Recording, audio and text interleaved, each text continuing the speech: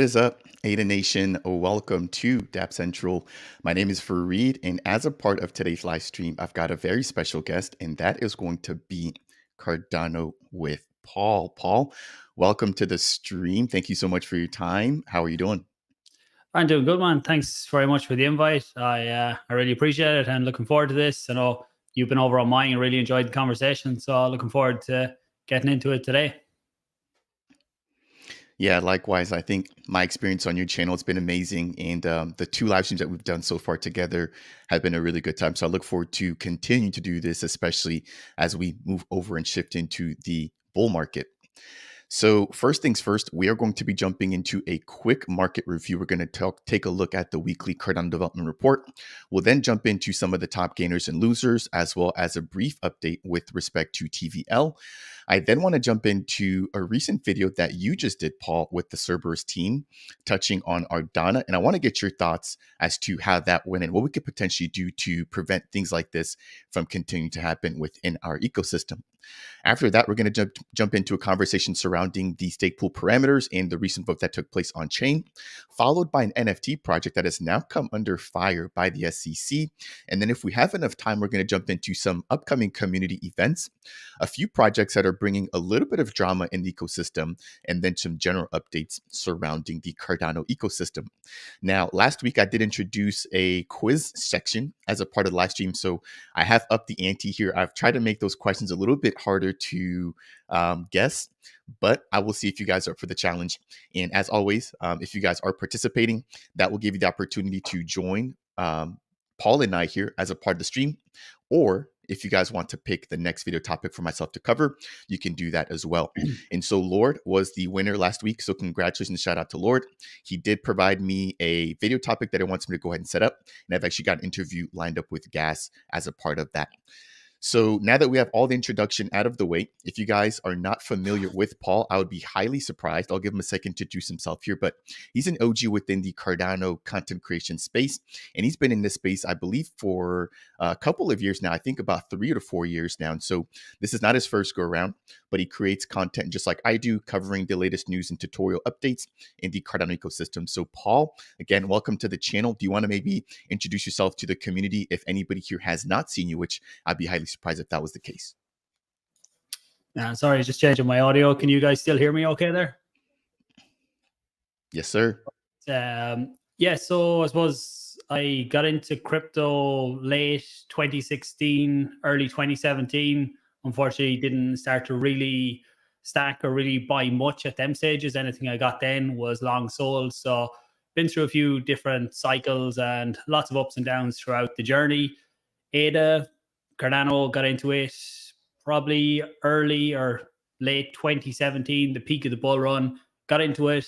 Don't have the great story that others have of watching Charles's video or his whiteboard and getting in on that. I seen it as one of the next hype coins at the time. There was, at that stage in the bull market, everyone was just buying every sort of coin. And then as we started to go further into 2018, as we entered that bear market, that's when I started to consolidate what I had mainly back into ADA and Bitcoin.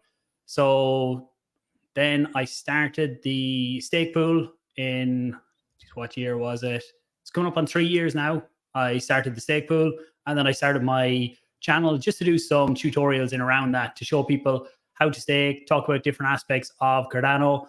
I was coming from a bit of a trading background, so decided to talk a bit about the charts at one point, and people like the mix of bid on price, bid on fundamentals of what's going on in the community and few tutorials. And that's kind of snowballed from there. So coming up on, I think in around 3 years now at this point, or maybe just over 3 years, the channel and Stakepool now at this point. Yeah, congratulations and thank you for all the contributions that you guys or that you have made specifically to Cardano.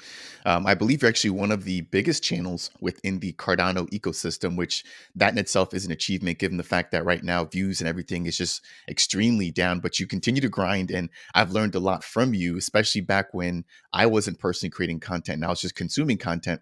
You know, a lot of the videos that I watched surrounding Sunday Swap, the partnerships with Cardano early on, adoption in Africa, the Dish partnerships. And those are all things where I was consuming content and not necessarily creating it, but you were my go-to when it came to that. So again, shout out to what you're doing and thank you for all your contributions into I this. appreciate that. Thank you. Yeah, not a problem. Not a problem. Let's take a look here at some of the chat. We've got a lot of different people tuning in. We've got Lord, good morning. We've got Eric, good morning. We've got Doubler as well. Thank you for joining us all. If you guys do appreciate this, again, definitely make sure to hit the like button. Feel free to share it and leave those comments down below to the chat. Excuse me. Let's jump into the very first topic as a part of today's stream, Paul, which is going to be surrounding the market, generally speaking. And so the first thing I want to jump into is going to be the weekly development report. And I'm just going to kind of scan through this. And Paul, feel free to stop me at any point if there's anything that you want to chat about. And then we're going to jump into the top gainers and the losers. So pulling up the weekly Cardano development report, as of September 15th, we now have 144 projects launched, 1,200 builders. And when we look at the Plutus V1 and V2 scripts at the very bottom, we are nearing 10,000 scripts deployed on the Cardano mainnet. Now, before we actually kick this stream off, I was scrolling through Twitter and there was a comment from a viewer who basically asked us to touch on the stagnation of growth with respect to the builders right now on Cardano, which has been stuck around 1,200 for quite a bit of time. And so, maybe Paul, I'll open this up to you first, but what are your thoughts surrounding just the overall growth in the ecosystem and where you see things right now, given the fact that we are in a bear market and you've already been through a bull market? And so you could probably compare that and give us a little bit of insight when it comes to that. Yeah, I suppose we've definitely seen a slowdown in projects building, and there's still new ones coming out. Still, a few new ones seems to pop up every week. There seems to be one or two new ones building. Some still building quietly, and some go to try and bring sales and things like that. That's generally when you hear about them. But right now, it's a very tough time to bring out a new project right now, especially if you need to generate funding to go out and try and fundraise in the current market. Everybody's skeptical of new projects coming out. Even if they do try and fundraise, then generally it's people try and get in and get out very quickly. So it's very hard to build publicly right now. A lot of the people that are building are bootstrapping themselves. They're trying to bootstrap the projects. I think as we get into early next year, maybe that's when you'll start to see the numbers of projects building publicly. We'll start to see a lot more. And especially as you look now that building on Cardano is getting easier. I had a chat with Pi there maybe 2 weeks ago about Aiken smart contracts and the massive improvement that makes to dApps building on Cardano and what's possible. So I think as more and more see that and see what's possible, we're going to see more builders. And it's not just Cardano right now. Like I've started looking across other chains just to see what's going on. And when you start to look at the numbers building on them, and even TVL, someone talked about how TVL has stagnated over the last while. I think that's across crypto right now. The interest in crypto outside of everybody who is here right now, there's no new people coming in at the minute. Everybody is kind of turned away, and it's only going to be when we get into the next bull run and prices start to move up quick again. That's when you start to see outside interest, and that's when you start to see a lot more happening, I think, within TVL and within projects coming into the space. Yeah, I agree, generally speaking, with what you said, and thank you for that insight. I think with respect to TVL, even though we've stagnated, we're not losing TVL, which I think that in itself is a win. So I think we have to take a look at the silver lining and not necessarily compare ourselves to other ecosystems, but understand that even though we are not moving up, a lot of other projects are actually doing the opposite. They're losing TVL as the bear market continues to draw down. So jumping back into the key highlights there on the left-hand side, we have the Sancho Net and Intersect, which is going to be a member-based organization continuing to evolve, excuse me. If you guys are looking to, participate as a part of Cardano governance, make sure to check out the Sancho Net. That is not only for developers, it's also available for SPOs as well. And then Intersect is going to be a member-based organization, which I just released a video on my channel surrounding that as well. Now, we just got the release of Lace version 1.5, which is going to be introducing multi-pool delegation, which that's going to be one of the key pieces that we're going to jump into as a part of today's video. So I'm not going to dive too much deeper into that just yet, but stay tuned for that. And then we also had some updates surrounding Project Catalyst. And so I'm going to turn this back over to you, Paul. But Project Catalyst has just wrapped up funding round number 10. I believe that we're expecting for funding round number 11 to kick off. I believe it's around early November, potentially December-ish. But what are your thoughts surrounding this latest round? Again, given the fact that you've gone through multiple rounds before. I think it's great to have got back to actually having the funding round complete, or not the voting is completed, and the announcement, the winners, I think is September 21st is the date that they're talking about. Something around that we should know who's actually going to get funded, because there was a long time there where there was no funding being given out of Catalyst for projects building. And this would have contributed to projects not coming out and building either, because they weren't able to raise. It's very hard to raise revenue from VCs at the minute, or raise revenue even from the community, because everyone is very conscious about the way that the markets are down, and they're a lot more savvy about where they put their funds, or hopefully most people are. So if something like Catalyst isn't there, it's hard for projects really to get funding. So now that we're getting back to regular cycles, I think that's really going to help more projects coming out to build too, because they know that, right, I can start building now. If I get funded in Fund 10, I can put in my application for, or my proposal for Fund 11, and hopefully get funded in that. And you start to get a rolling amount of funds coming into the project to build it step by step. And you don't have to go for this large amount of funding in one fund, because you don't know when the next round is going to come. Catalyst, when I was doing my voting the other day, it just highlighted again how hard the process is on the end user to actually vote.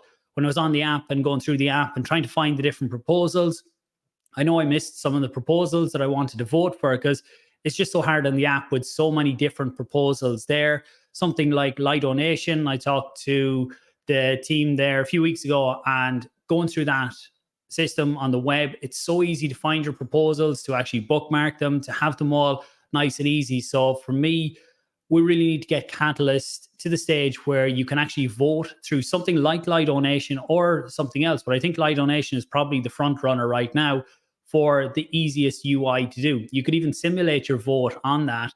And we need to get to the stage where, like, it's not just simulating my vote, it's actually I press submit and I can actually submit my vote from that. That it's not you register in your wallet, you then go to something like Light Donation or Idea Scale to look up all the proposals, and then you go to the app to actually vote. It's too complex. So the simpler we can make it, the better.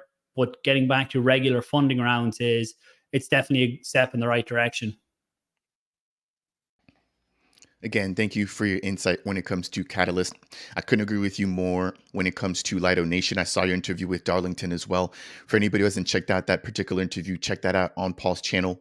Again, the link to his channel is down below as a part of today's video description. And so my thing when it comes to Lido Nation is how simple it makes digesting the data for Cardano, for Project Catalyst, which is on Cardano scale to be. And so I know that there's a few proposals actually put out by, it's either the Cardano Foundation or IOG, to launch what they call Catalyst Voices, and a few other platforms that should simplify and aggregate the entire Catalyst process. And so that's something that I'm looking forward to. I think anything we can have to simplify this, again, is going to be huge. But now that the voting is now done, it's awesome to now see our Twitter feeds going back to normal. Not as many people pushing the voting aspect of things. And again, I think the next week, when we do get the announcement surrounding who did win, that's also going to kind of bring a lot of people back into Catalyst and then talking about that. So again, thank you for that insight. I do want to just quickly touch on something that I have a poll set up for the community here. And so because of that earlier comment that we talked about, where that person had mentioned the ecosystem stagnating and the TVL kind of flatlining recently, I want to pose a question to the community here. So for anybody who's in the chat, there's going to be a poll coming up very shortly. But my question to the community is, what do you guys think will be the biggest challenge for Cardano in the next year? And so there's going to be 4 different options. And I just kicked off the poll, but the very first option or choice will be adoption and use cases, followed by scalability. And then we have, let's see, other changes, competition. And then last but not least, the regulatory environment. So I'll keep that poll up for about a couple of minutes here. But again, if you guys are live, make sure to go ahead and provide your responses, and then we'll touch on that there in a couple of minutes. Jumping over into chat, we'll take a couple of comments, and then we're going to keep things moving right along. So we've got Yoan stating Axo Trade, Genius Yield, and Midnight are coming. That is true. Paul, I'm sure that the Axo Trade team has reached out to you as well, but they did reach out to me via DMs, basically letting me know that they are getting close to launching. And I know that Genius Yield just released an update there as well surrounding their testnet. But what are your thoughts surrounding, some of these up and coming dexes and platforms that are on the cusp of launching and that have been building for such a long time? Yeah, I'm looking forward to seeing them all coming out. Axo Trade, they were hoping to launch the testnet by the end of August, and then it was delayed by, I think the last I heard it was meant to be in around this time, but haven't heard. I don't know if you've heard any more on that since, but I'm waiting on that to come out. I suppose any day now. I haven't heard an update in maybe 2 weeks, so I must check in and see what the latest is. Genius Yield, again, it's a project that there's a lot of high expectations about what it can bring. Up to this point, we haven't publicly, like Axo Trade, we haven't seen much of a working product. So I think there's a lot of pressure building for both of them. I think for both projects, they're either going to be massive successes or the community is just going to look at them and say, "Is that it?" Because they've both talked really big games, and I have big expectations of them. I think they both can deliver. So I think that the first few days that they launch will be interesting. There'll be a lot of eyes on them to see, do they fulfill what has been talked about. Midnight as well. That, have you heard anything on that in the last while? Actually, I haven't heard anything in terms of timelines or anything. I know they were on the last Cardano 360. Was that in August? But there was no talk really of timelines from what I remember. Yeah, that's exactly what I was going to bring up was their last showcase on Cardano 360, which they stated that they were making great progress, but short of that, like you said, no actual hard deadlines for us to kind of hang our hat on. So I think that is one that I'm definitely going to be keeping an eye out on. And obviously, it's not going to be just like any regular project. It's a whole infrastructure, right? It's a whole network. So I think it's going to take a lot longer to roll out as opposed to Axo Trade and Genius Yield. And to Axo Trade, you're right. I probably do need to reach out as well. It's been a couple of weeks since I followed up with them, but they did let me know that they are getting very close, which obviously they've been building very quietly as opposed to some other teams. So again, Yoan, thank you for the comment. Let's keep things moving along. Just actually on the We've got audio some support before you here. go any further, is my audio coming through okay? And there's maybe a 2 second delay on the picture and audio for me with you. As long as it's not for the viewers, it doesn't matter. But just if it's just me, I might refresh here, go out and come back in. Yeah, it might just be on your end. You look just fine on my end, and I do have the YouTube studio pulled up, and everything looks fine on there as well. So if you want to take a quick second to drop off, you're more than welcome to Yeah. do that. I'll go ahead and just finish running through these comments, and then we'll get you right back on. All right. So we've got some Actually, support someone coming in. someone says in the comments there, my audio is okay with a slight delay on yours. Interesting. Interesting. And then Yeah, someone else things says look there's no fine. delay. So maybe it's just on my end. A small delay for you there, Beamer House says as well. That's okay. It's not just me. Interesting. Yeah, yeah. I will take a look. It does look okay on my end, but I could be Yeah, no, I missing think something here. continue. I'm So going to drop refresh to mine just in case that there's something coming through on mine. There's people saying yours is fine. So I'll refresh mine. I'll let you continue with the questions. Sorry. sounds good. Sounds good. We'll pick back. We'll pick up Paul here in just a minute. We've got some support coming in from Steve Cornpops, two of my favorite Cardano content creators, talking sense. Love it. Thank you as always for tuning in, Steve.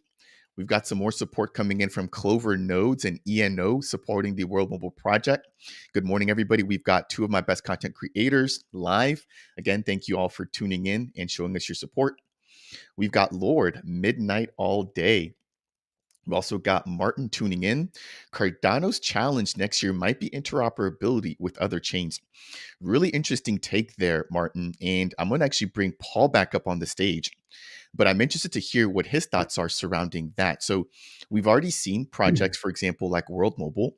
They've gone cross-chain. Meld has announced they're going cross-chain. Book.io's gone cross-chain. Paribus has gone cross-chain. And there's a few others that I believe will be going cross-chain. They just haven't made the announcement public. And so, Paul, what are your thoughts surrounding, Cardano going, not Cardano, but projects within Cardano going cross-chain over the course of the next coming years?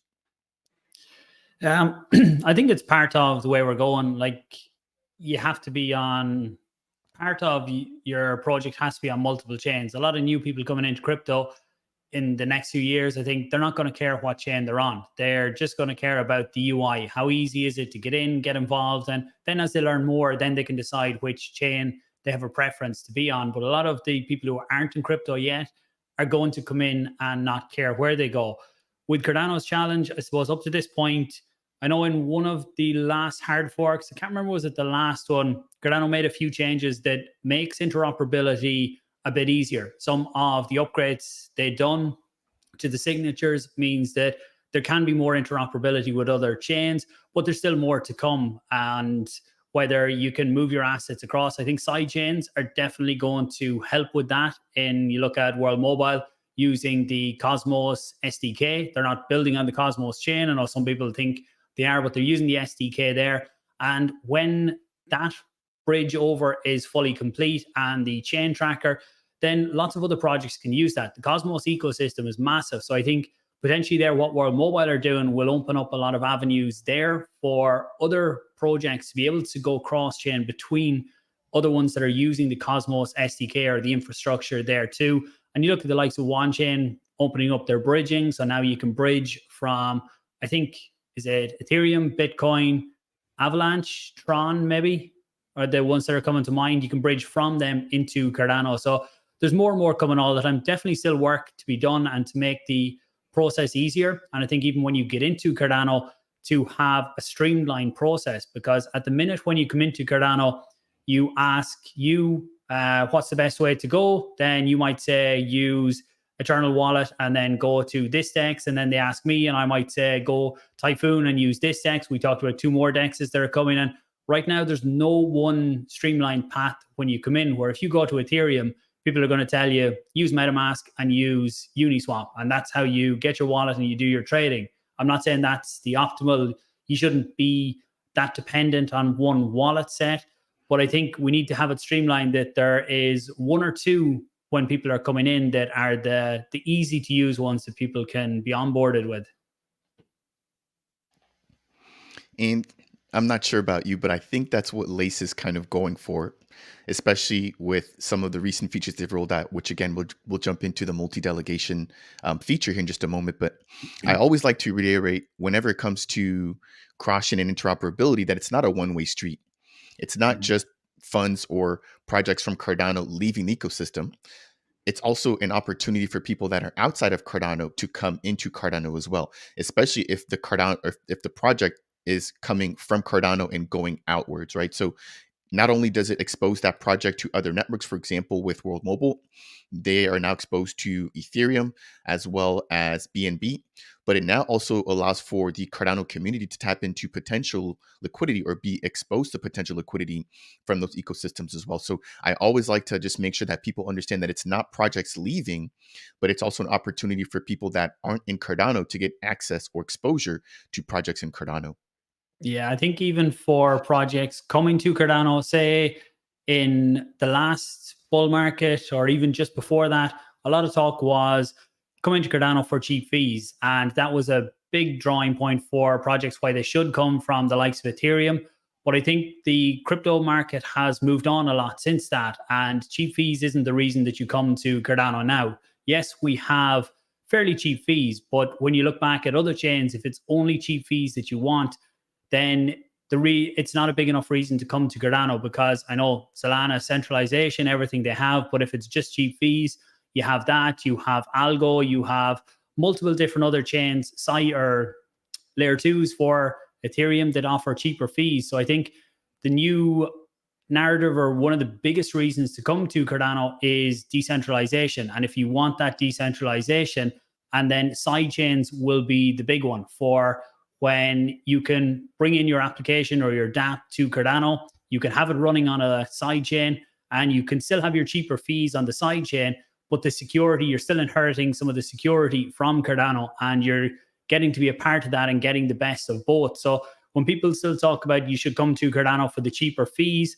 I think that's something that's a bit outdated at this point. I don't know your own thoughts on that, but with layer 2s and the speed and cost of transactions that are there on other chains right now, I don't think that's one of the bigger selling points for Cardano anymore. I think you're right, and you're onto something there.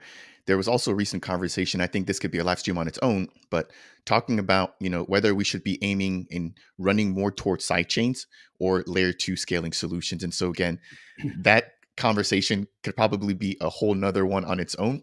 But let's just keep things moving here. There's just been so many comments coming in that I'm trying to keep up with them, and so really appreciate the awesome responses there, Paul, providing a ton of ideas for me and a ton of really good feedback for the community, I'm sure.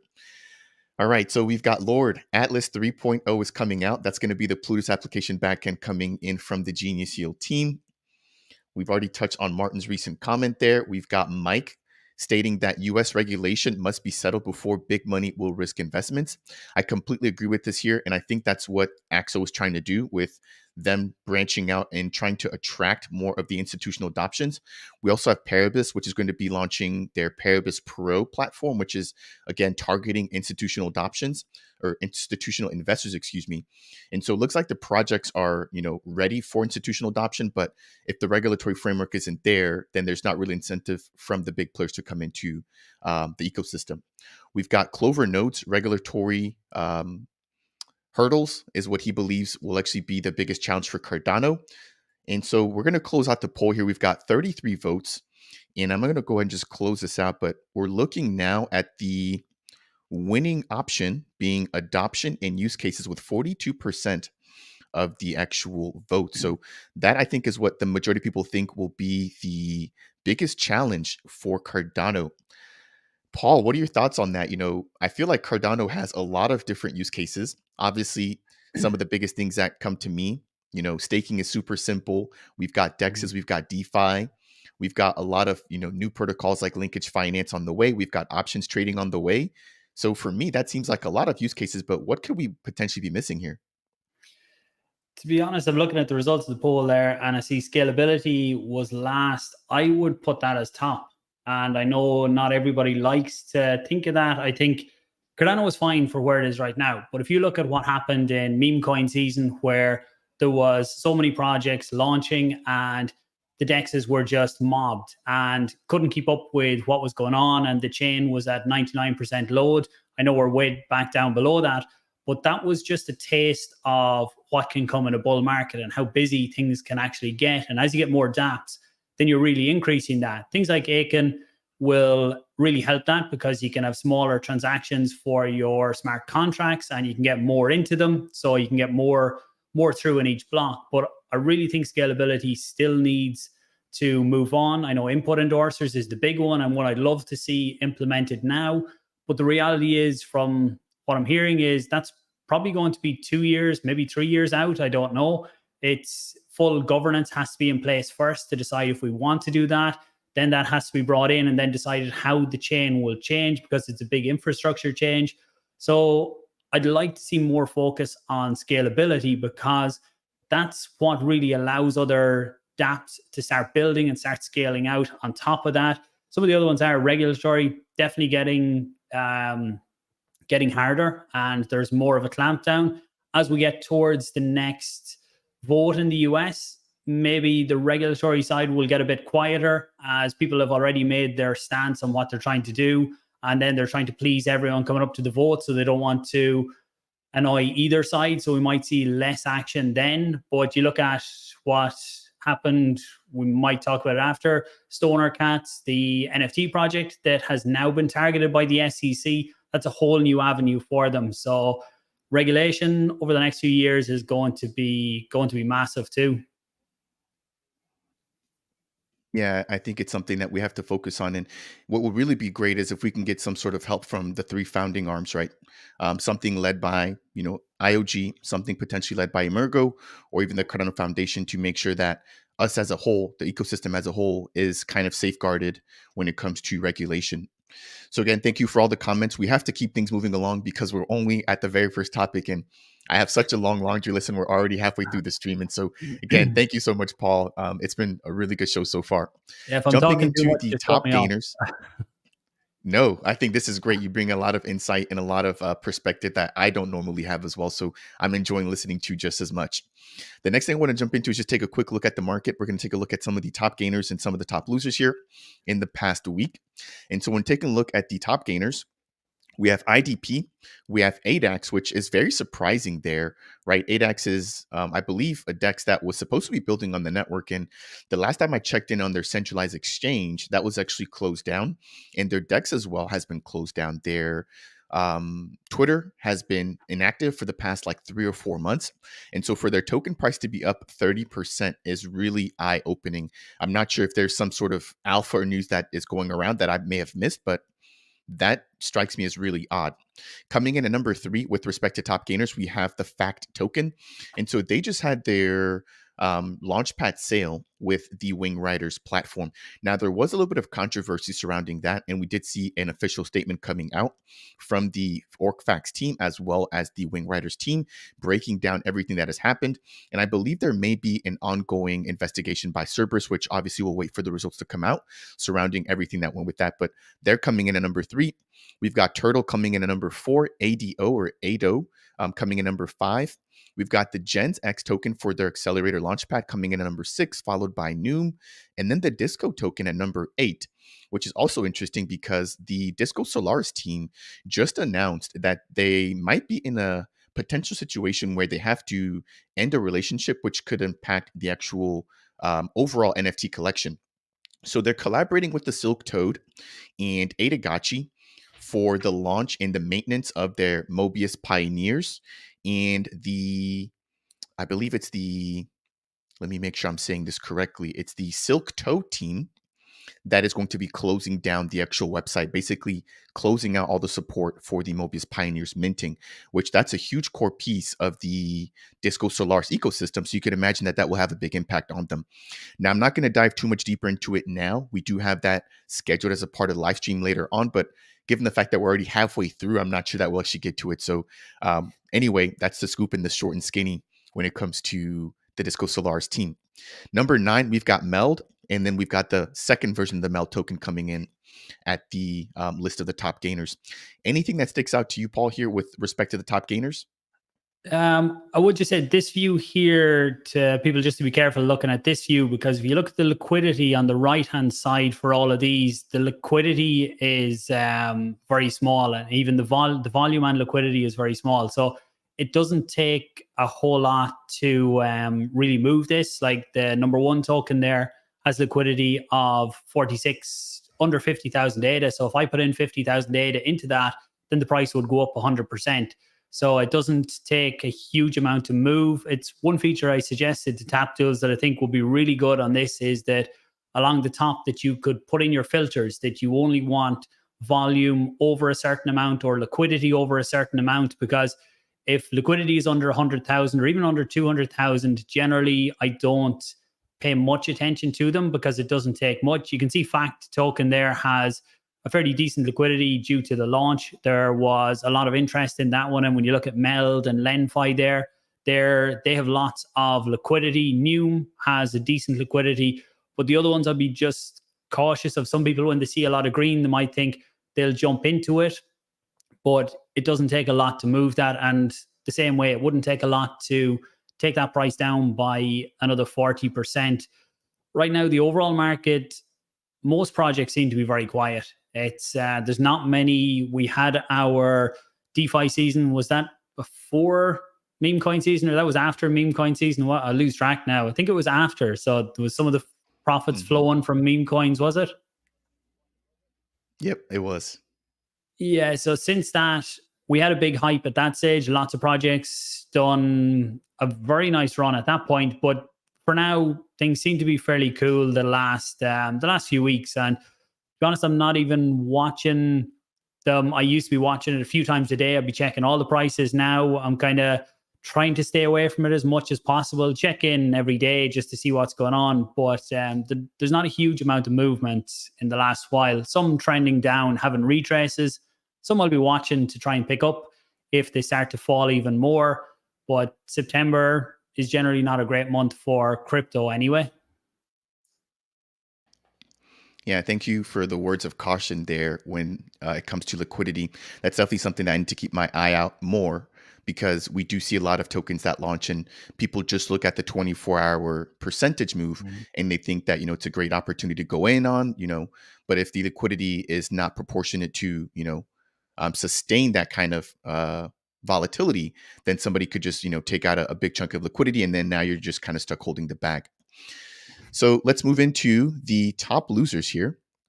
We've got Flesh Token, Summon, Pug Chip, Rick Dean, Tuna, Snepe. I don't even want to take a shot at number 8, Froggy, and then LQ. So out of all of those, I mean, I think there's two, and please don't take this the wrong way, but two um, known projects there. So I recognize the Summon token and I recognize LQ, but a lot of them seem to be meme coins or meme tokens that were getting a lot of hype a couple of months back, like you mentioned. So anything that sticks out here that you want to touch on? No, I suppose LQ, I don't know if something happened in the last 24 hours that it's down 7.8%. I didn't see anything. But even over the last 30 days, you can see down 34%. The other ones, I don't know much about. Someone I've heard of some of the other ones, but a lot seem to be meme tokens there anyway. Fair enough. And I think we're just going to keep things moving along. The next thing I want to jump into is going to be a quick look of the TVL here. So we're not going to spend too much time. And then we're going to jump into the first question as a part of today's quiz. And so right now, the TVL is sitting at $150 million, which is equivalent to about 599 million ADA currently locked on the network. If we scroll down, MinSwap continues to have a pretty big stronghold with over $39 million in terms of TVL, followed by Indigo, which is somewhat catching up now with $34 million, followed by LQ, which there's a pretty big steep drop off there. So number 1 and number 2 really maintaining a pretty big lead, followed by Vi Finance, which is going to be a DEX with $11 million, followed by Jed, with which now has $10 million. What's interesting to note there about Jed is that it seems like they've been slowly trickling down with respect to TVL. And then we have Wing Riders right behind them, and then Optum Finance, Sunday Swap, Lenfi, and then coming in at number 10, Muesli Swap. Now, one thing to note there is in the 1 month change category, not a lot of big numbers. We do see a pretty big drop with respect to Vi Finance with a 20% drop. We see a 10% drop with MinSwap, and then we have a 10% gain by LQ. So shout out to LQ for still continuing to raise their TVL when it does appear to be that the majority are somewhat losing with respect to the 1 month change. Anything that you want to add here, Paul? I'm surprised actually on how close Indigo is to MinSwap now. I hadn't realized that it got this close. I think MinSwap was a good bit higher maybe 2 months back, but the reason TVL, they mightn't have even lost much TVL. Like when you look at how much TVL is in terms of ADA, that's something that would be really nice to see here. They don't have it yet, is that you could look at the TVL for the individual protocols in terms of ADA. At the minute, we can only see it in terms of dollars. So it's Indigo. It looks like if the market stays the way that it is, Indigo will probably pass MinSwap in the next not too distant future because they're looking to add assets all the time where the overall market right now isn't adding too many. You're so right. And not only that, I think they have a really strong community and they're also getting ready for their protocol V2. So the web app V2 is already out and this team just continues to iterate and slowly but surely they're always improving and doing better than they were the month past. So that said, I believe that will take us through the first portion of today's live stream. We're already halfway through. Again, I do appreciate you all tuning in. I will try to pick up the pace here a little bit. I do want to respect Paul's time here. And again, thank you, Paul, for joining us. If you guys are not already following and subscribed to his channel on YouTube, I recommend you guys go ahead and subscribe using the link down below as a part of today's video description. Let's take a couple of comments here, and then we're going to jump into the very first quiz question as a part of today's live stream. So we've got some comments coming in here from John Ducin, and I believe John is a pretty big fan of World Mobile, but he's asking, when is the Aerostack going to launch in Africa? So John, I did release a video surrounding this, and I just released a video surrounding the World Mobile project. I had to sit down with Mickey, but they didn't give us an exact date. All they said that was they're expecting to get an approval and an Aerostat up sometime in the month of September, and I believe it's going to be in the region of Africa. So until then, we'll just have to kind of stay or stick around and find out, but I'm not sure that we've actually had a confirmed date or location with respect to their first aerostat launch. Let's see here. We've got a pretty big super chat coming in from Vidimon. Farid, I appreciate your content. I can't thank you enough, Vidimon, for all of your support here. You've been a huge help on the channel, and I hope that you found some of the rare Evo interviews that you requested to be helpful. And I believe I'm actually at the very end of those, but we also have NFTLV coming up as well. So if you have any interview requests for those as well, I know that those are a little bit different than some of the content that I cover here. You know, those are NFT projects, but if you want anything specifically to be covered, then don't hesitate to let me know. Feel free to reach out here through the comments. Let's see here. We've got another supportive comment coming in from Jeff Berm. Just started watching, and I want to say that you guys are the best content creators in Cardano. Thanks for the hard work. Much love and appreciation. Jeff, thank you very, very much. We definitely do appreciate that. All right, we'll take a couple of more comments here in just a second. But before we do that, we are going to jump into the very first question as a part of today's quiz.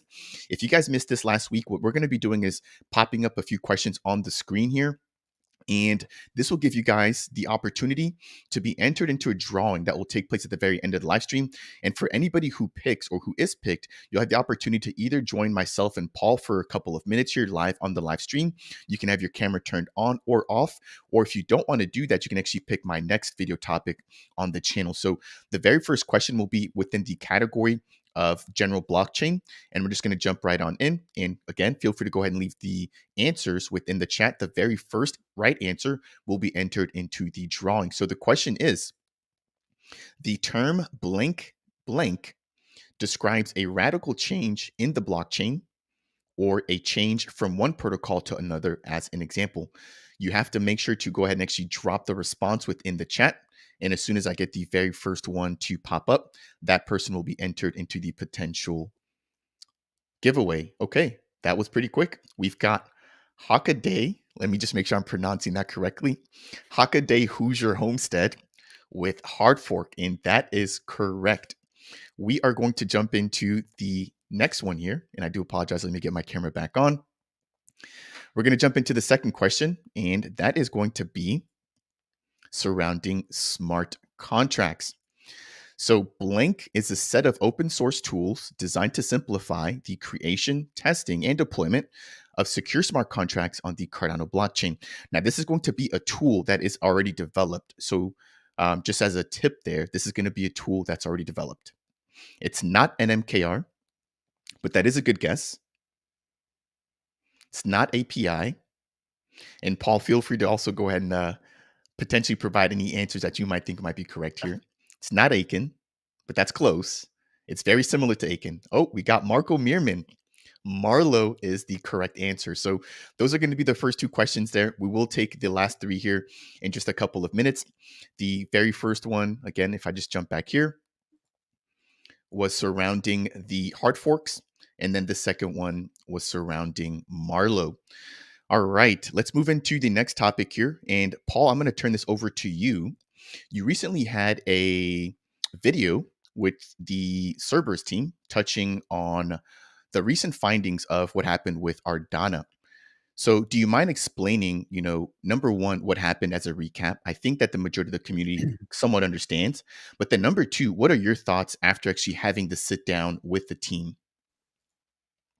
I suppose Ardana was a project that had a lot of hype about building on Cardano, and they were looking to build money markets and stable swap. So Ryan was the founder. It came out, I think it initially started to come out in September 21. I can't fully remember, but the report the guys put out was brilliant. It took through up to that. There was earlier this year, I suppose, give the overall story first. Earlier this year, then it came out that they didn't have enough funding to continue. They were looking to bring roll-ups to Cardano with Orbis too, but they then came out and said they didn't have enough funds. They were going to wind it down and look for someone else maybe to take over. And that was kind of it. They put it down to no funds, and it was just a failure from their perspective.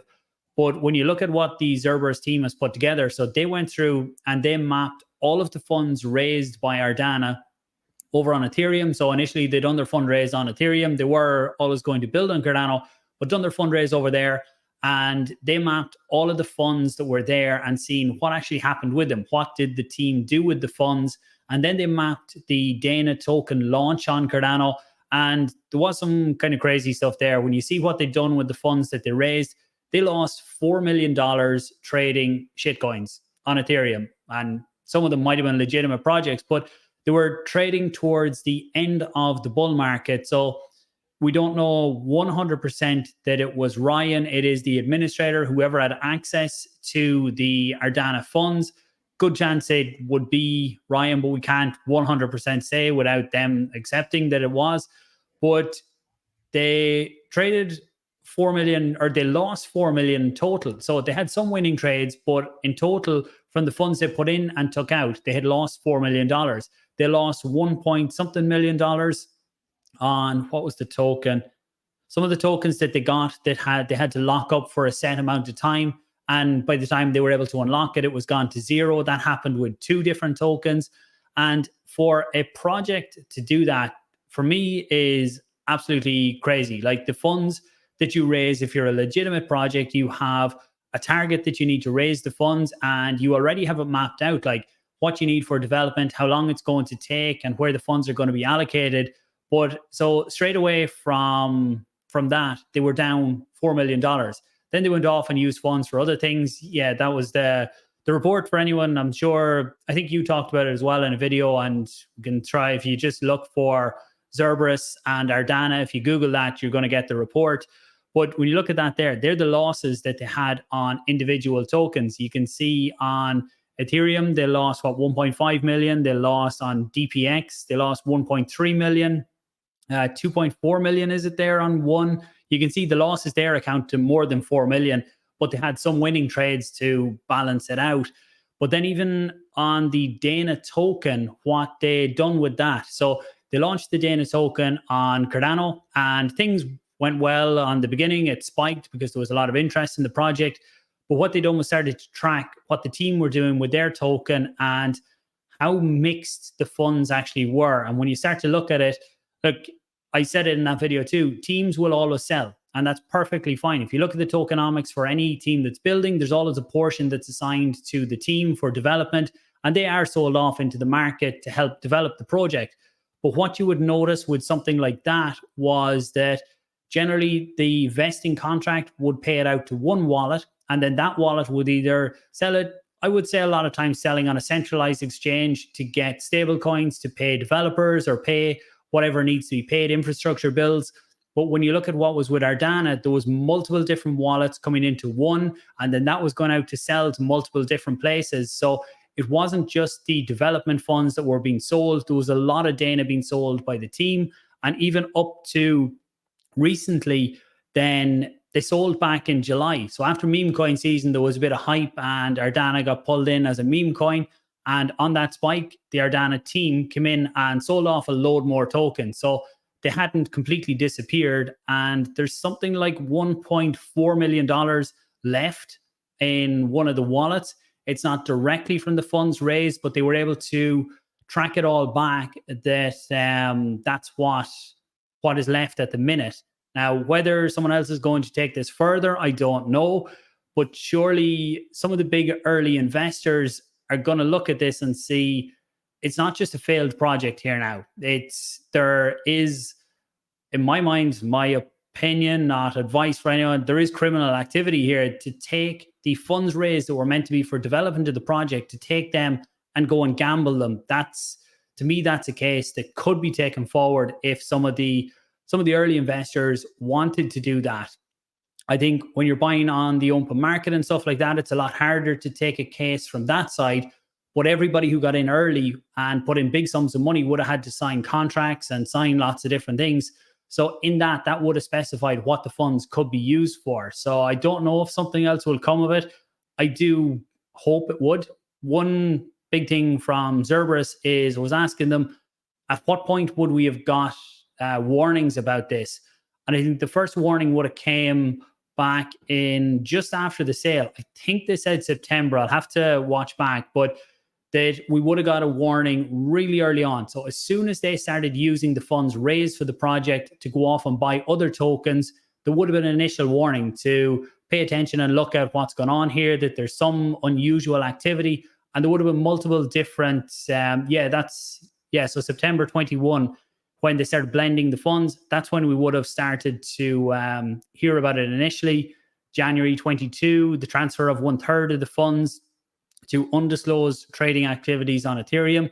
There would have been consistent warnings going out to the community. Unfortunately, there was people talking about Ryan's past, but there was no major evidence about what was happening with this project, and he was able to talk away a lot of it. But if there was hard on-chain evidence like this, there would have been no talking around this type of stuff. So Cerberus, to me, is something we really do need for Cardano, for the community, to help them.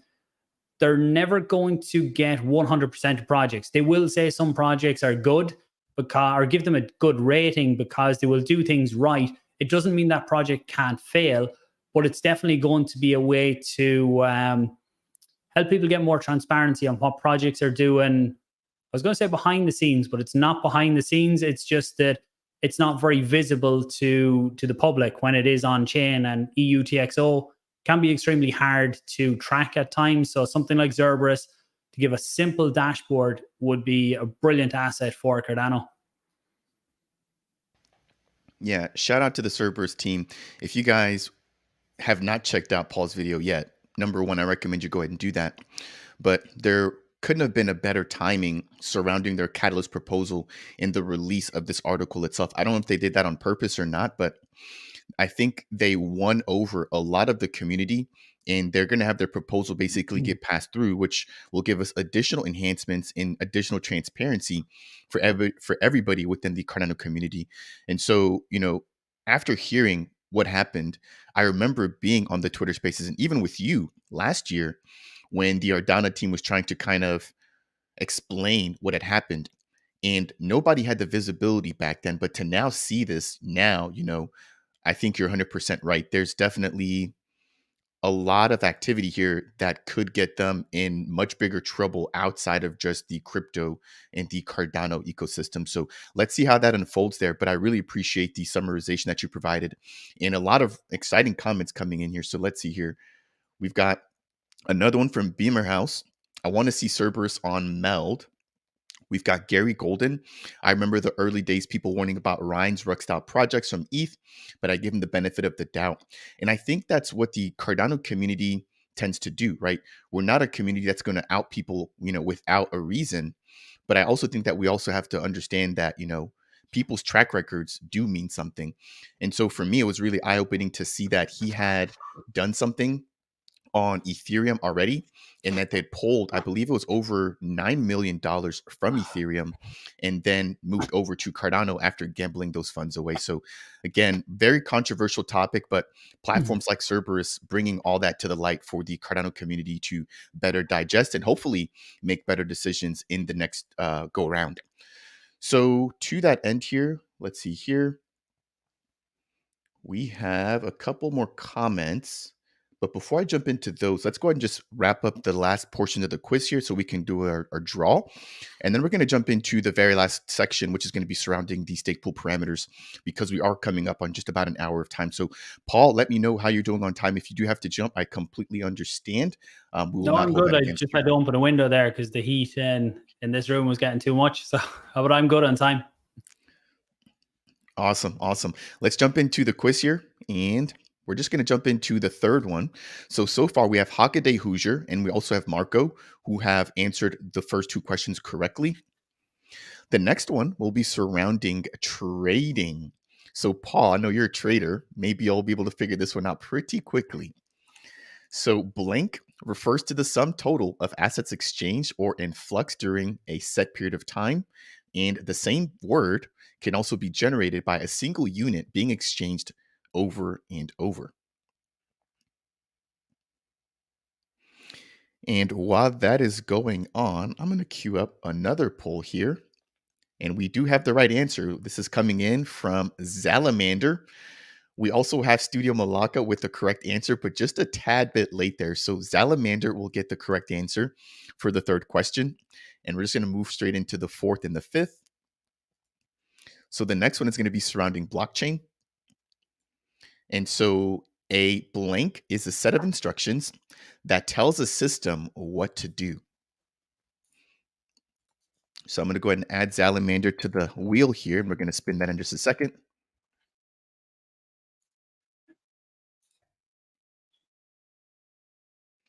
It's not smart contract.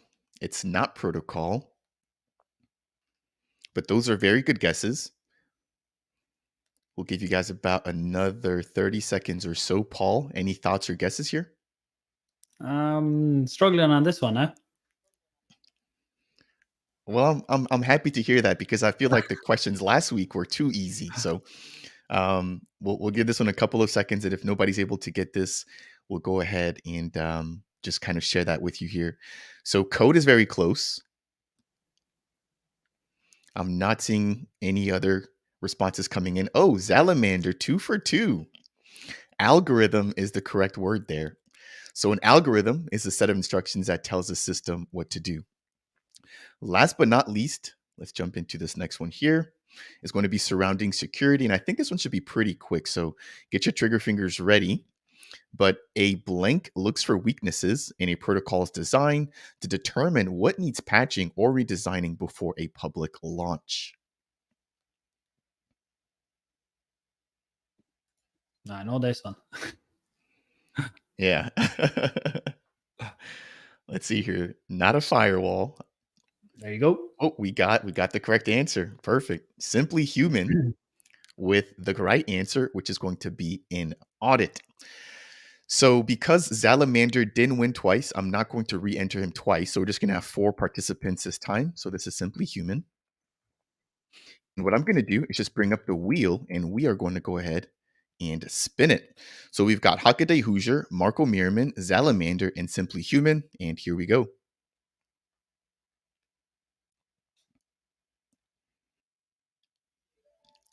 Salamander is the winner.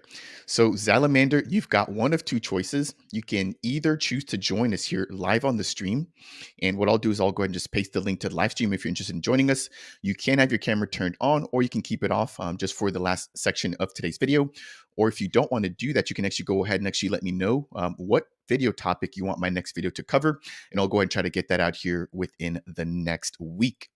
Again, thank you all for participating. And while Salamander is deciding on their choice, we're going to jump into the next story as a part of today's live stream, which is going to be surrounding the Cardano Stakepool parameters.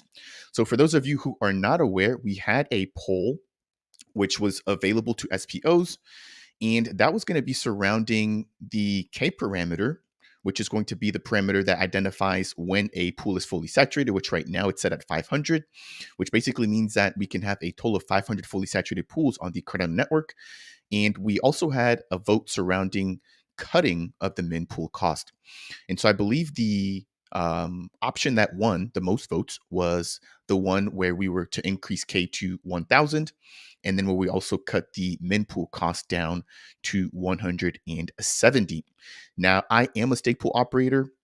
I believe that I actually voted to keep the min pool cost at the same value while I believe increasing K to 1,000. But Paul, what are your thoughts surrounding the vote itself, the process? You are an SPO, and then what we can expect with respect to the min pool cost being cut in half. I didn't see a date on this. I know there was some of the parameter committees had said there was a proposal for August, but I haven't seen an update on the date of when this is going to be enacted. Like, it seems everyone has agreed and the proposal needs to be just finalized that min pool cost will be cut to 170.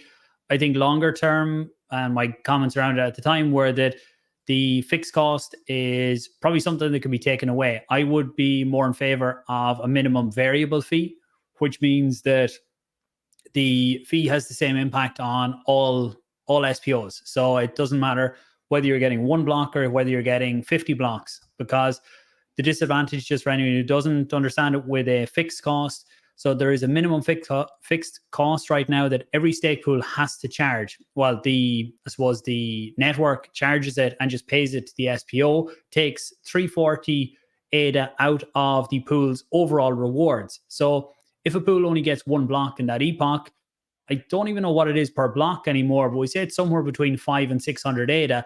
then that means that over 50% of the rewards for that epoch gets paid to the SPO. Now, this isn't that the SPO wants to charge this. This is just how the actual system is all set up. So for a pool that might only get 1 or 2 blocks, that 348 is a big chunk of the delegators' rewards going to the SPO instead of the delegators. If the pool is getting 50 to 60 blocks, so if you are nearly saturated, you're getting 50, 60 blocks, maybe even over that, then 340 is a very small amount out of that. So it does give an advantage to pools that are already established and makes it harder for smaller pools to actually get started. So I think getting rid of the fixed cost altogether and putting in a fixed or a minimum variable fee would be a better solution. And I know some people go for let the market decide and have it that you can have any fee you want, that there's no minimum. I think that's fine, but to run a fairly decent setup nowadays, there is a cost to that. And with the price of ADA being down and the cost of infrastructure going up a lot of the time, then I think to have a more solid infrastructure for Cardano, having some sort of a minimum in there is good, but I would be more in favor on the minimum side. I know there was K as well. I think the vote was structured wrong. There should have been 2 questions in the vote. It shouldn't have been grouping the 1K K to 1000 or the min pool cost, grouping them in together. There should have been 1 vote on K and 1 vote on the minimum pool cost, because then there would have been no reason to doubt either of the answers. With the way that it went, it was extremely close between K to 500 and K to 1000 on certain aspects. If you group the votes, or if you actually took out the vote that had just K, the min pool cost was, I think, a landslide for reduce the min pool cost. But they want to do it one at a time, which I do see makes sense to do 1 parameter change at a time. Yeah, so this one here, and then I think when you can group them by the individual aspects, it gets very close for K, but for the min pool cost, it's a fairly resounding result. Yeah, thank you for that insight. And you're thinking about this from a completely different standpoint than I am, and I didn't even think about removing the min pool cost just overall. So that's an interesting way to look at it.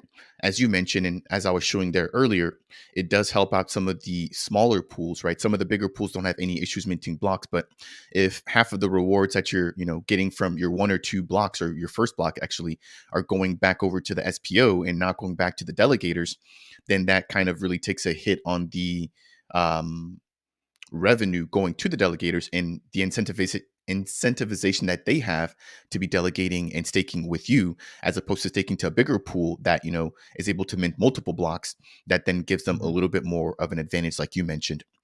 So again, very interesting topic there, and I appreciate your insight there.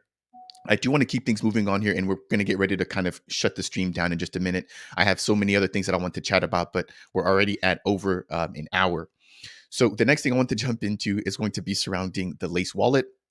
I did release a fully dedicated video breaking down the fact that as a part of version 1.5, we now have the ability to delegate to more than one stake pool using a single account, right? So previously you would have had to have multiple wallets, which then therefore allows for you, or requires for you, to remember multiple seed phrases, which makes it a really big issue.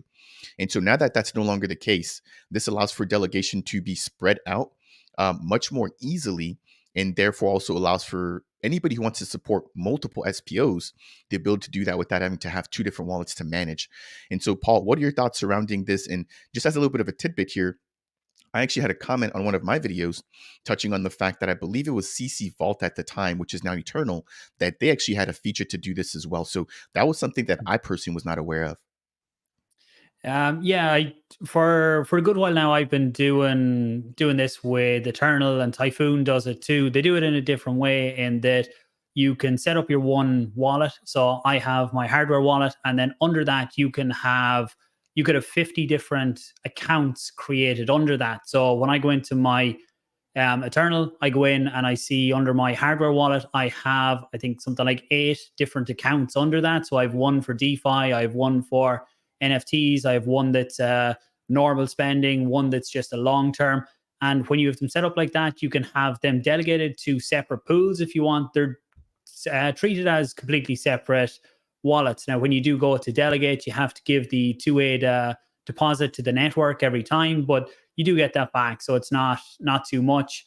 But what Lace are doing is something different. Is that from your one account, they seem to be setting up one account and then creating multiple staking keys from that, which it's great to have that option. And I seen your video going through it where it delegates it, whatever ADA is in the wallet, it splits that equally over the different stake pools that you choose, which is a really, really nice feature to have. I did see though from Ashish from Typhoon Wallet, also they have created with Strika, they've created Cardano Scan, a really good development team in Cardano, where he said that it can cause issues with dApps for if you do a wallet through that process. He said that in the very first version of Typhoon, they had that exact setup, but they took it out due to the UI and potential issues with dApps and trying to interact with wallets that have been split up that much that it can be hard to figure out what ADA is in the wallet. I'm waiting to see what other developers come in and talk about it, because that's beyond my expertise on how big of an issue it actually is. But it's a great step to highlight that people can delegate to multiple SPOs out there. And I think it does come back and highlight what can be done in Typhoon or Eternal already, that you can have the multiple accounts. And to me, it's a safer way. With even once you have NFTs in your wallets can be tracked, because if you share on social media that you have such an NFT, then that means that anyone can look up that identifier for the NFT and find your wallet, and then they have everything. And it's not that you want to keep everything secret, but if you have long-term holdings or you don't want to show exactly what you have, then you can have one wallet that just holds ADA, that you never share addresses or anything like that. Then you can have other wallets for NFTs and ones that you don't mind people finding the wallets and stuff like that. So I think for me anyway, still having the separate accounts under one seed phrase is a really nice way to organize it. Yeah, for me, I try to do everything with as least wallets as possible, but I can definitely understand why you would want to do something like you'd mentioned earlier with the NuFi wallet, or with some of these other platforms that allow you to have multiple different wallets, quote unquote, signed in at one given time. But as you mentioned, with this Lace approach, it's now one single wallet or one account with multiple stake keys. So again, you're only having to manage the single 24 word seed phrase. Now, I just want to just quickly show for the viewers here. Sorry, go ahead. Yeah, sorry. Just with the I'm not sure when, I'm still getting the delay. So if I ever cut you off, sorry on that. But just with the way that Eternal or Typhoon have it, you still only have one seed phrase. So it's within that you're able to create multiple accounts, but they're all created on separate addresses within that stake key. So it's kind of like having multiple seed phrases, but you actually only have one, but it's just multiple accounts created out of that underneath it, and they're all treated as individual accounts. So it means you still only have to remember that one seed phrase, or with your hardware wallet, you can still use the one hardware wallet and have your multiple accounts created to it. Got it. Thanks for the clarification. I think I misunderstood you. So what I was thinking that you had said was, for example, with the NuFi wallet, you can actually have multiple wallets recovered in one single, I guess, I don't want to call it a wallet, but I basically have, 4 wallets that I can jump quickly between. And I thought that you were mentioning that you were staking with each individual wallet as opposed to what you just mentioned there. So again, thank you for the clarification. For anybody who hasn't checked out Lace already, this is what it looks like. I'm currently already pulled up this wallet here on the testnet. And so I have the ability to add a particular pool. So I can pick up to 5 different pools. So I'll just go ahead and select a couple here. I'll hit next. I'll confirm that I do want to change my stake. And as you guys can see there, because I've selected a total of 3 different pools, the ADA that I currently have that is available for staking will be split up evenly in chunks of 33%. So a few upgrades that will be coming include the fact, or the ability for us to actually change this ratio. And then one thing that really piqued my interest was going to be a delegation portfolio that we'll be able to share publicly with others. And so the Lace team continues to innovate. This, I think, is a huge upgrade here. But Paul, what are your thoughts surrounding the delegation portfolio and the ability to share, your delegation ratios, I guess, with other people in the community? I think it's a great step, and even the educating people on what's possible to be able to help sustain more stake pools is a really good step to have. And I know people have talked about staking baskets and staking portfolios. I seen Ashish is, I think, going to work on something like that for Typhoon. I'm not sure exactly how that works with Big Bay from Bloom. They're working on something too where you can have staking baskets, but that would be with smart contracts where there could be 50 different stake pools and you send your ADA to the smart contract, and then that is delegated across multiple different pools.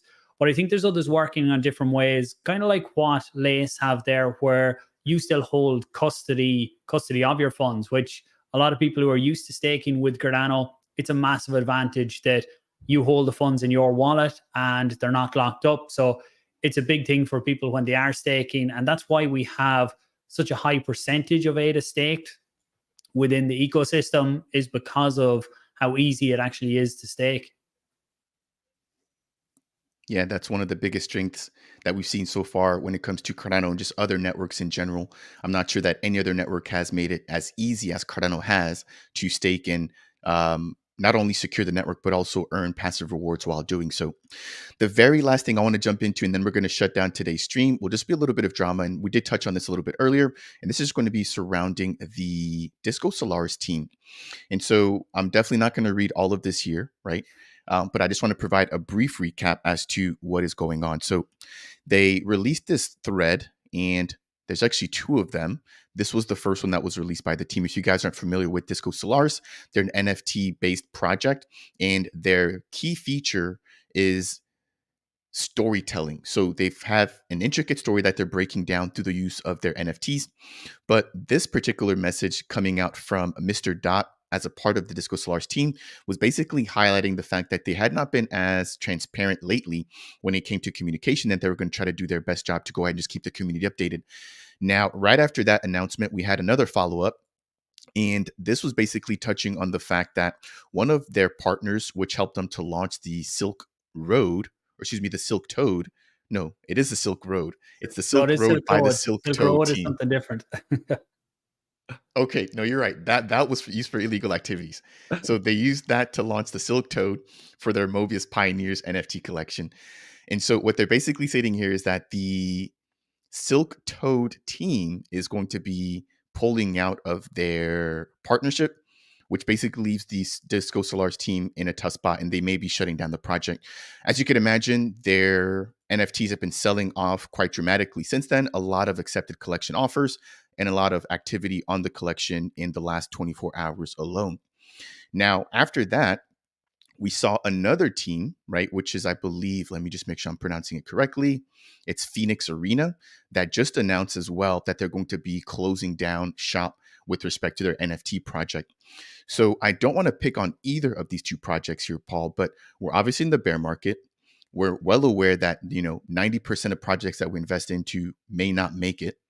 And we're now at the very bottom of, I think, what I would say is the depression. And we're seeing a lot of projects like Ardana. We're seeing Cardax. We've seen ADAX. And now we're seeing some NFT projects also just kind of pulling the plug. What can we do to support these projects, number one? And what do you think we can do to, I guess, not continue to run into the same situation? I know it's a tough question. Yeah, I suppose there's lots of different ways you can look at it. To be honest, I hadn't heard of Phoenix Arena until I seen this just before our stream as well, because it's been shared around. And it looks like they had a fairly decent following. So they were doing something right initially, but they tried to do a raise recently and it wasn't successful. There just wasn't the interest there. And I think it's it's partly to do with the community is starting to look for this one anyway. I suppose the Disco Solaris one is slightly different, but just for this one and projects looking to raise funds right now, a lot of people are looking at it now and they're like, is the project really worth investing in? Are they really delivering? Do they have the ability to deliver? Where if you look 12 months ago, then people were just looking at projects. Okay, this one's going to have a big run next. So they were just jumping into every new project that was coming up. And people now are getting a lot more specific about where they're willing to invest, if we're allowed to use that word, to invest their funds. And it's up to companies to, or projects to actually put out a legitimate roadmap, not just the same rehash stuff that we've seen so many times before with the same kind of characters. And this is if it's NFT. The same goes for any other DeFi or anything else out there, that projects need to put a lot more work into it now. And I think things like Catalyst will be important here, in that now that we're going to get regular cycles, the projects can actually go and hopefully get funding there, build an MVP, and then come back to the community and then look to get the community involved in terms of funding at that point. But try and get your funding from the likes of Catalyst, build your community along the way, because if you can show to the community on day one of asking them to start investing in your project that we already have this, or we already have this much work, and being doxed as well is a big thing. If a project isn't doxed, then it leaves a lot of question marks over the project.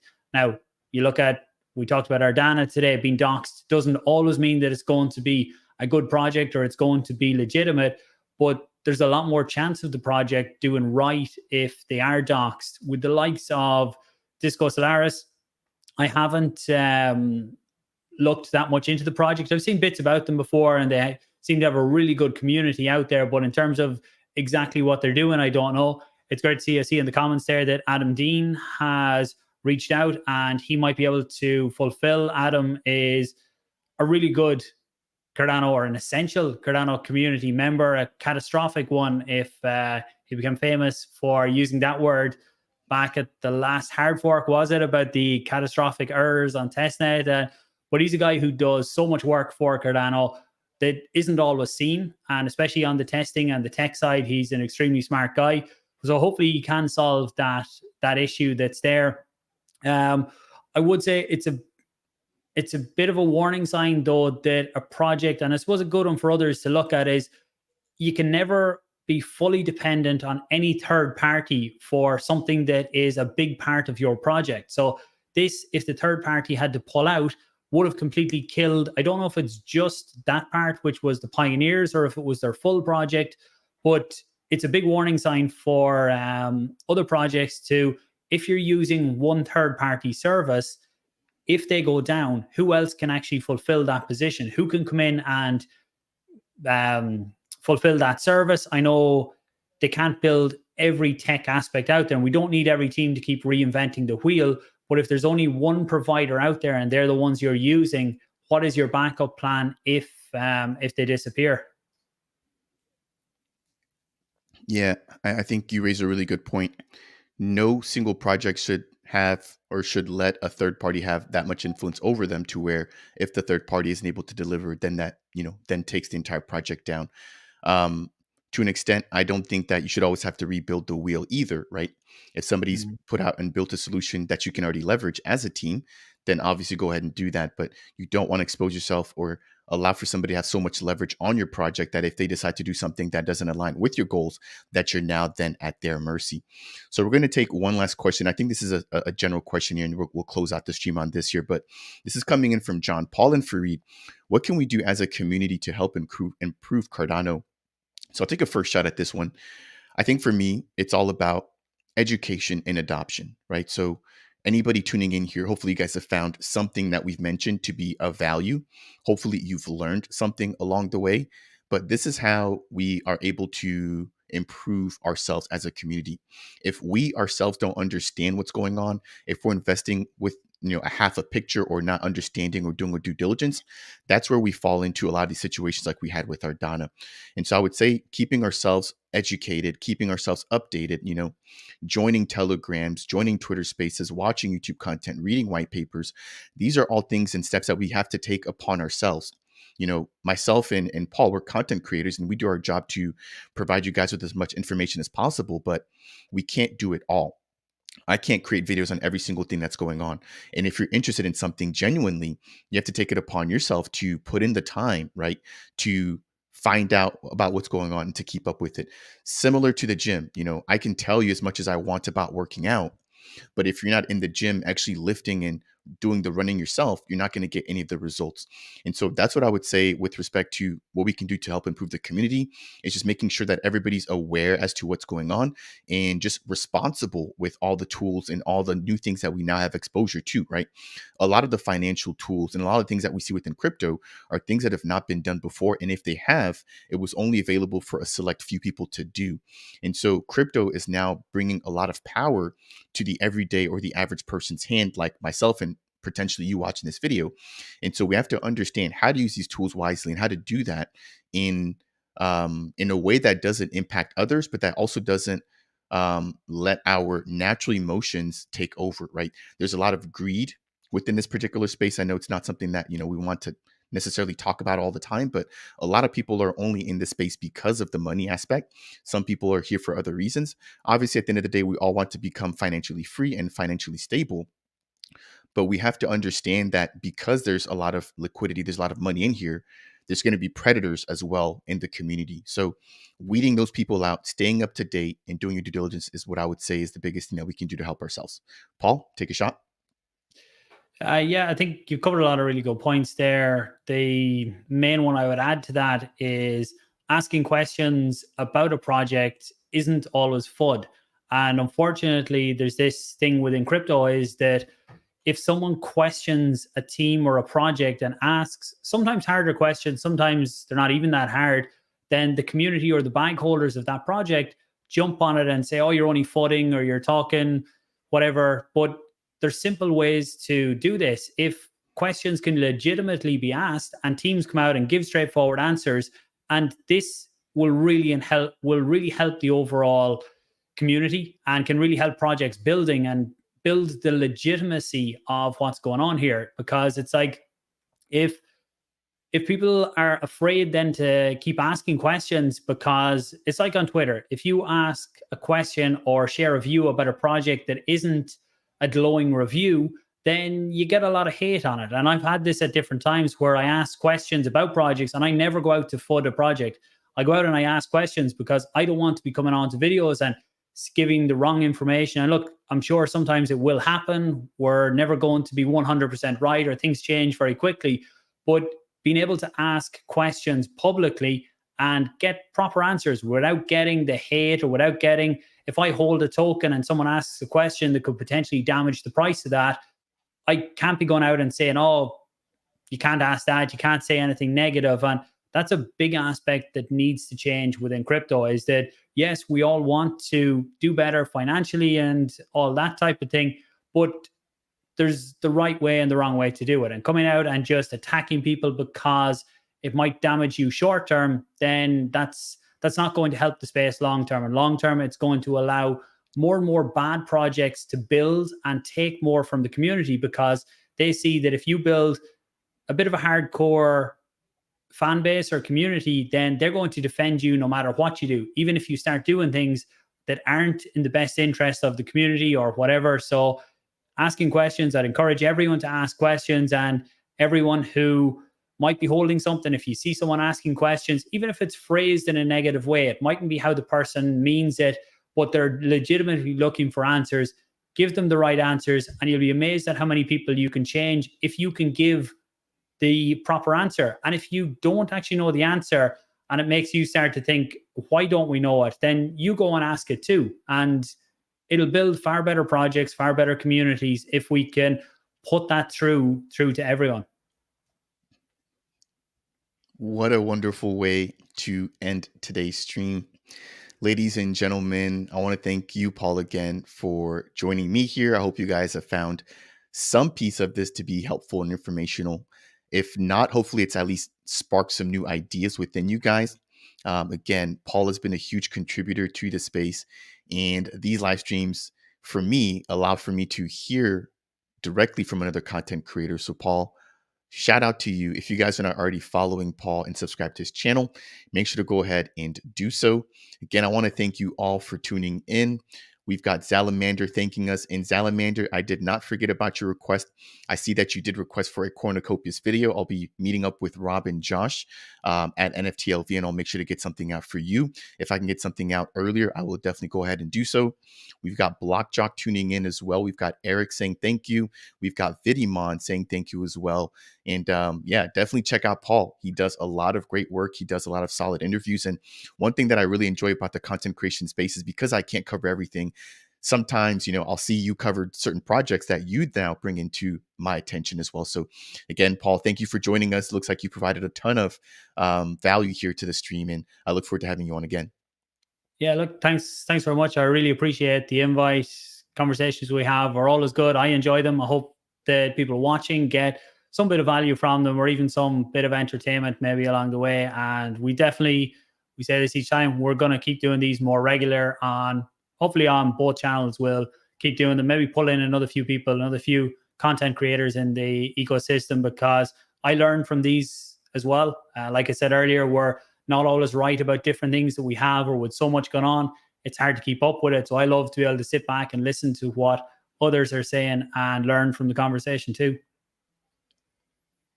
Thank you again, ladies and gentlemen. That will bring us to the end of this live stream. If you guys found any of it to be helpful, as always, make sure to share it, hit the like. If it's your first time stopping by Dapp Central, consider subscribing. If you're not already subscribed to Paul's channel, subscribe, please. And last but not least, we will both catch you guys in the next video. Cheers. Thanks for watching.